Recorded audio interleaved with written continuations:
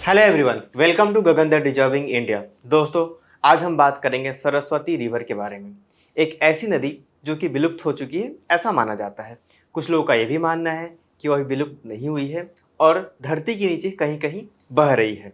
और कुछ लोगों का यह भी ऐसा भी विश्वास है कि ये रिवर ना तो कभी था और ना ही अभी है। मतलब बहुत से ऐसे, अगर मैं बात करूँ इतिहासकारों की, हिस्टोरियंस की, तो इरफान अबीब जैसे जो इतिहासकार है, इनका ऐसा मानना है कि नदी कभी एग्जिस्ट ही नहीं करता था, बल्कि अपभ्रंश होकर बोलने चालने के गलती की वजह से एक नदी आ गई है, सरस्वती रिवर, जिसका कि इस्तेमाल करते हैं हम लोग बोलने चालने के लिए। ऐसे एग्जिस्टेंस इसका है नहीं बेसिकली, ऐसा मानना है हिस्टोरियंस का। तो चलिए आज डिस्कस करेंगे। लेकिन कमाल की बात यह है दोस्तों कि ऐसी नदी जिसका वर्णन महाभारत में है। ऐसा कहते हैं कि महाभारत का जो युद्ध हुआ था कुरुक्षेत्र में, वो इसी नदी के किनारे में हुआ था। लेकिन अभी बहुत सारे इस पे इफ एंड बर्ड्स हैं। वो कौन कौन से इफ एंड बर्ड्स हैं उसको समझने की कोशिश करते हैं। अभी देखो, हरियाणा के आसपास कुरुक्षेत्र है जहाँ पे महाभारत का युद्ध हुआ था। लेकिन हम मानते हैं कि प्रयागराज इलाहाबाद में संगम हुआ है तीन नदियों का, थ्री रिवर्स का।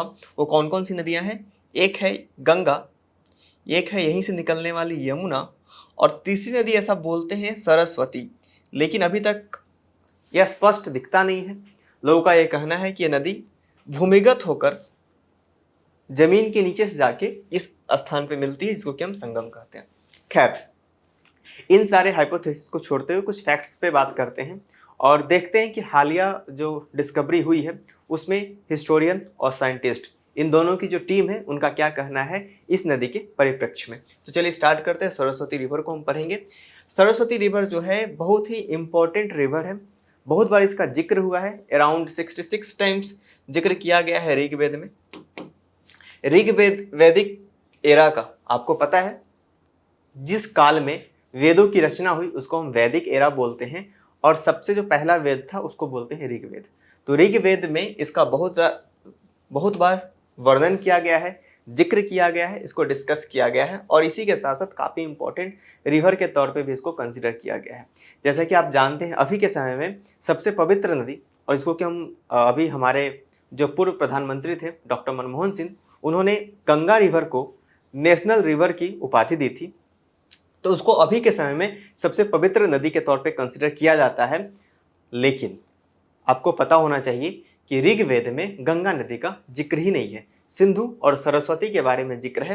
तो इसको मेंशन किया गया है, और उसके अलावा बहुत से ऐसे टेक्स्ट हैं जहाँ पे इसके डिस्कस किया गया। हम बताएंगे आगे चल के आने वाले स्लाइड्स में कैसे कौन कौन से टेक्स्ट हैं जहाँ पे सरस्वती रिवर को मेंशन किया गया, उसको डिस्कस किया गया और उसकी पवित्रता को बताया गया है। चलिए, अगर हम सप्त सिंधु की बात करें, जैसा कि आपको पता होगा कि ऋग्वेद में 7 नदियों का जिक्र है।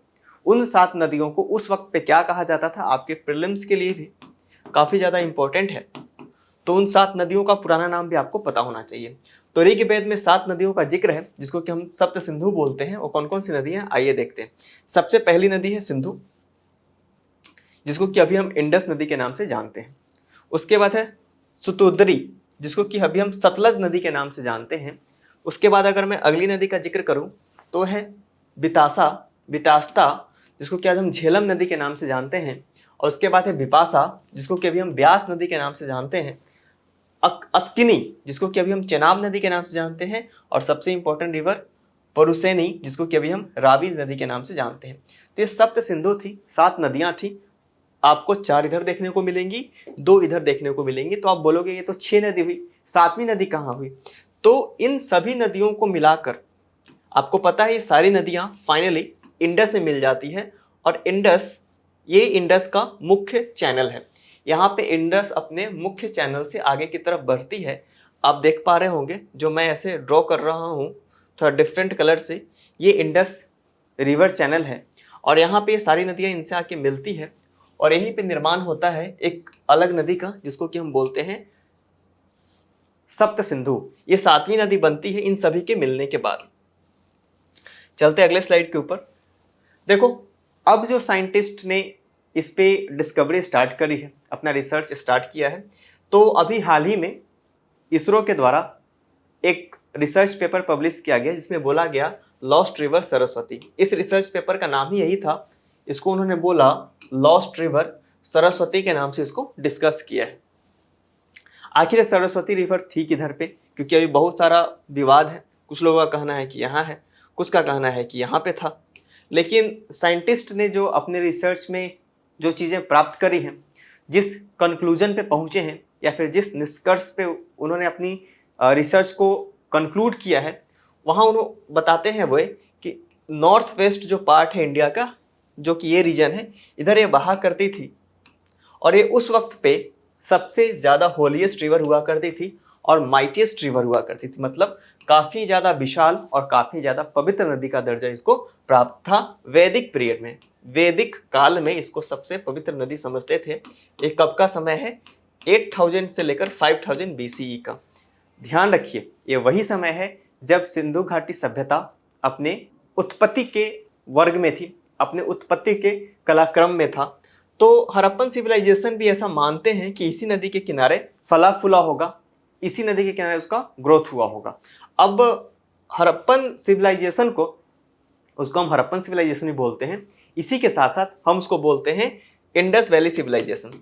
जैसा कि आपको पता है, पुराने समय में जितनी भी सभ्यताएं हुआ करती थी वो कैसी थी? नदियों के किनारे स्थित थी। उसी वजह से उनको उन्हीं नदी के नाम से हम लोग नदी घाटी सभ्यता के तौर पे उसको जानते हैं। तो सिंधु नदी जो कि काफ़ी इंपॉर्टेंट नदी थी, जैसे कि मैंने अभी आपको बताया, तो इस परिप्रेक्ष्य में अगर आप देखोगे तो लोगों का कहना है कि सिंधु तो चलो, अगर मैं बताऊं तो सिंधु तो चलो यहाँ से बहती है और यहाँ से निकल जाती है इस रीजन से, लेकिन कुछ ऐसे भी इलाके थे इंडस वैली सिविलाइजेशन के जो कि आलमगीरपुर तक आपने देखा होगा, दैमाबाद तक आपने देखा होगा।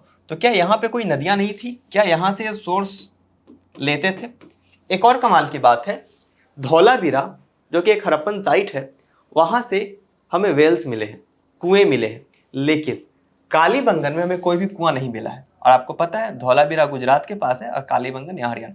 तो लोगों का यह मानना है कि हरियाणा के पास से कोई एक नदी चैनल, रिवर चैनल क्रॉस करता होगा और इसी वजह से उन लोगों को जरूरत आ नहीं पड़ी कि वे कुओं का निर्माण करें। इसी के साथ साथ इस डिस्कवरी में ये पता चला है कि इसकी जो माइटीनेस थी वो काफ़ी ज़्यादा इंपॉर्टेंट थी और सरस्वती रिवर के बैंक के किनारे ही जो हड़प्पन सिविलाइजेशन है उसका विकास हुआ होगा। इस रिसर्च में अगर हम आगे बढ़ें तो ऐसा हमको जानने को मिलता है कि जो वैदिक सरस्वती रिवर था ओरिजिनेट करता था हिमालय से और इंडस रिवर के पैरेलल में बहता हुआ गंगा से आगे की तरफ, मतलब जो गंगा का जो ईस्टर्न रीजन है उसको निकल कर, जैसे कि आपको पता है, अगर मैं थीमेटिकली अगर आपको समझाने की कोशिश करूं तो ये इंडिया का मैप है। अगर मैं इसकी बात करूं, ये इंडिया का मैप है, तो गंगा रिवर इस तरीके से बहती है, तो इसके इस रीजन में ये रिवर क्रॉस करता है और पंजाब होते हुए, हरियाणा होते हुए वेस्टर्न राजस्थान, आपको पता है पंजाब का जो बॉर्डर है वो राजस्थान को भी टच करता है एक प्लेस पे आके, और गुजरात से होते हुए आगे की तरफ नेक्स्ट जो अगर हम देखें तो अरेबियन सी में जाके गल्फ ऑफ कच्छ, कच्छ की खाड़ी में अरेबियन सी में जाके मिल जाती है। वैदिक जो सरस्वती रिवर है वो फाइनली 5000 BCE के आसपास क्या हो जाता है, ये डिसअपियर होना स्टार्ट हो जाता है, मतलब कि गायब होना स्टार्ट हो जाता है। अब लोगों का ये मानना है कि टेक्टोनिक चेंजेस जो हो रहे थे उस वक्त पे, आपने पढ़ा होगा, इसी के साथ साथ क्लाइमेटिक चेंजेस, ये कोई नई बात नहीं है। क्लाइमेट चेंज, जलवायु परिवर्तन, ग्लोबल वार्मिंग, ये बहुत पहले से ही आता रहा है। आपने सुना होगा जब सिंधु घाटी सभ्यता का विनाश का एक प्रमुख कारण, इसको भी हम समझते हैं, उसकी जो फॉल बैक हुआ उसके वजह का एक सबसे महत्वपूर्ण वजह यह भी है कि वहाँ पे जलवायु परिवर्तन काफ़ी तेज़ी से हम लोगों को देखने को मिला था। फाइनली ये थार डेजर्ट में जाके हिमालयन कनेक्टिविटी की वजह से हमको देखने को मिलता था कि वो एलाइव है, बट फाइनली अभी के समय में इसके जो रिलिक्स हैं वो हमें देखने को मिले हैं। और पैलियो चैनल, इसको क्या बोलते हैं?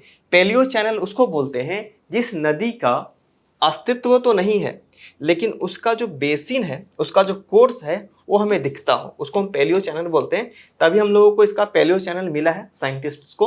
तो इसके आधार पे उन्होंने ये माना है कि ये रिवर कभी न कभी एग्जिस्ट करती होगी। अब जैसा कि मैं आपको बात कर रहा था कि एंशिएंट लिटरेचर में सरस्वती रिवर को कहाँ डिस्कस किया गया है, कहाँ मेंशन किया गया है, तो सरस्वती रिवर को बहुत सारे एंशिएंट जो हमारा लिटरेचर है, हमारा जो टेक्स्ट है उसमें मेंशन किया गया है। सबसे पहली बात वेदों में, ना कि सिर्फ ऋग्वेद में, अलग अलग वेदों में भी इसका जिक्र है। मनुस्मृति जो कि एक कोड ऑफ कंडक्ट था, उसमें भी जिक्र किया गया है। महाभारत, जैसे कि मैंने आपको बताया कि महाभारत का जो युद्ध था, जो बैटल था, वो इसी नदी के बैंक पे यानी इसी नदी के किनारे पे लड़ा गया था। चलिए नेक्स्ट स्लाइड में चले तो हमको यहाँ पे समझ में आएगा कि इसका जो डिस्कवरी की जो कोशिशें चल रही है, इसको खोजने का जो तलाश है, वो कहाँ तक पहुँचा है। तो देखो अभी तक जो डिस्कवरी है, इसका एग्जैक्ट कोर्स हमें समझ में नहीं आया अभी तक कि आखिर इसका एग्जैक्ट कोर्स क्या था, क्योंकि इसमें बहुत सारी प्रॉब्लम आ रही है। और इसके साथ साथ इसके लिए एक और चैलेंजिंग टास्क ये है इसका एग्जैक्ट कोर्स पता करने का, क्योंकि जो प्रॉपर साइंटिफिक डेटाबेस है वो साइंटिस्ट के पास अभी के समय में नहीं है। इसकी जो मिस्ट्री है, इसका जो रहस्य है, जो कि हम लोगों ने वीडियो का टाइटल भी रखा है, सरस्वती नदी का रहस्य, अभी तक रिवील्ड नहीं हो पाया है, लोगों के सामने नहीं आ पाया है कि आखिर ये नदी एग्जिस्ट करता भी था, नहीं करता था। अब बहुत से लोगों का अलग अलग मत है, तो उन अलग अलग मतों में भी एक मतता नहीं है, मतलब कि लोग एक राय कायम नहीं कर पा रहे हैं। अभी बहुत सारे मॉडर्न टूल्स से इसको खोज किया गया था, जैसे कि remote sensing technique GIS by using multi spectral and multi resolution satellite images के जरिए भी इसको खोजने की कोशिश की गई है। माइक्रोवेव डेटा का इस्तेमाल किया गया है ताकि इस रिवर का जो ओरिजिनेशन है, उसका जो कोर्स है, उसका जो सोर्स है, उसको पता किया जा सके। इसरो सेंटर ने इस बात को स्पष्ट किया है, इस बात को लेकर एक मत है और उस पूरा स्पष्ट है उसकी ये मान्यता कि इसका जो टेलियोस चैनल है वो हम लोगों को मिल गया है सरस्वती रिवर का, और इसका जो लिंकेज है अभी के समय में मॉडर्न डे हिमालय से है, मतलब कि ये ओरिजिनेट हुई थी हिमालय से। चलिए अगर हम इसकी बात करें मैप की, तो आप मैप में देख पा रहे होंगे ये पुरानी नदियां हैं जिसकी मैंने बात की आपसे, बिपाशा, बितास्ता, अस्किनी रिवर, इसका कि मैंने आपको मॉडर्न नेम भी बताया, बिपाशा को भी हम ब्यास के नाम से जानते हैं। ये थार का डेजर्ट है, और ये जो पतला सा आपको चैनल दिख रहा होगा यही है जहाँ से वो रिवर कभी क्रॉस करती होगी। आपको यहाँ दिख रहा होगा सिंध रिवर, मतलब कि सिंधु नदी, सिंधु ओरिजिन है जिसके जो कि सिंधु नदी के किनारे अभी के टाइम पे अवस्थित है। अभी देखिए वर्तमान समय में जो वर्तमान नदियां हैं, अभी आपको दिख पा रहा होगा ये चेनाब है, झेलम फाइनली आकर चेनाब में मिल जाती है, रावी ये भी चेनाब में मिल जाती है, और सतलज ये भी चेनाब में फाइनली आकर मिल जाती है, और ये फिर अरबियन सी में जाके डिसअपियर हो जाती है, मतलब कि समुद्र में जाकर मिल जाती है। तो ये पूरा लेक्चर था जिसमें कि हम लोगों ने समझा सरस्वती रिवर के रहस्य को लेकर कि आखिर सरस्वती रिवर का उत्पत्ति क्या है, सरस्वती रिवर का एग्जिस्टेंस को लेकर जो सवाल उठते आए हैं हमेशा, हमारे जो पुरानों, हमारे जो एंशिएंट टेक्स्ट हैं उसमें जो रिकॉर्ड दर्ज हैं उसके आधार पर हमें जानने की कोशिश कर रहे हैं कि आखिर सरस्वती रिवर का सच्चाई क्या है, उसके रहस्य से पर्दा कब उठेगा। साइंटिस्ट और हिस्टोरियंस दोनों की टीम इस पे काम कर रही है। हमें उम्मीद है कि जल्द ही सरस्वती नदी की जो भी सच्चाई है, जो भी रहस्य हमारे सामने जल्द ही आएगा। आज के लेक्चर में फिलहाल इतना ही, हम मिलेंगे नेक्स्ट लेक्चर में। Thank you very much.